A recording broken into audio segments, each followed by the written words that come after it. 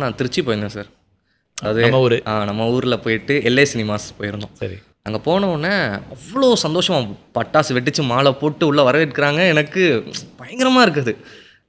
அவங்க ஓன் பண்ணிக்கிறாங்க, நம்ம பையன்னு சொல்லி அதை ஓன் பண்ணிக்கிறாங்க. அந்த சந்தோஷம் வந்து பயங்கரமாக இருந்துச்சு. அங்கே அதுலேயே நான் வந்து ஆல்ரெடி ஐ ஆம் ஃபினிஷ்ட் அந்த மாதிரி இருந்தேன். ஸோ ஸ்டேஜில் ஏறினதுக்கப்புறம் அங்கே வந்து ஒரு பாட்டி தாத்தா இருந்தாங்க. அவங்க வந்து அங்கேருந்து சொல்கிறாங்க, என் பையன் வந்து சென்னையில் இருக்கான், அவன் நேற்று படம் பார்த்துட்டான், பார்த்த உடனே எங்களுக்கு டிக்கெட் போட்டு நீங்கள் போய் கண்டிப்பாக பார்க்கணுன்னு சொன்னாங்க, நாங்கள் 2 பேர் வந்தோம், நீ நல்லா இருப்பா அப்படின்னாங்க. சொல்லிவிட்டு எல்லாருமே சேர்ந்து அங்கே இருக்க எல்லாருமே சேர்ந்து நான் உள்ளே வந்தோடனே சாப்பிட்டியாப்பான்னு கேட்டாங்க.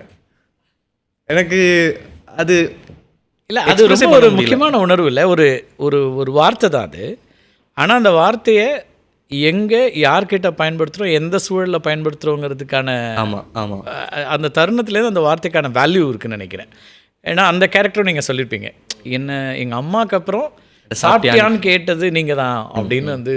அப்போ ஒரு சிம்பிளாக ஒரு சாப்பிட்டியான்னு கேட்குறதுல இருக்கக்கூடிய கன்சர்னுக்காக கூட இந்த உலகம் இயங்கிக்கிட்டே இருக்கும். ஆமாம், கண்டிப்பாக சார். ஏன்னா ஒரு சின்ன கேள்வி தான், ஒரு சின்ன விஷயந்தான், ஆனால் அவங்க லைஃப்பில் வந்து ஒரு பெரிய இம்பேக்டை க்ரியேட் பண்ணும்.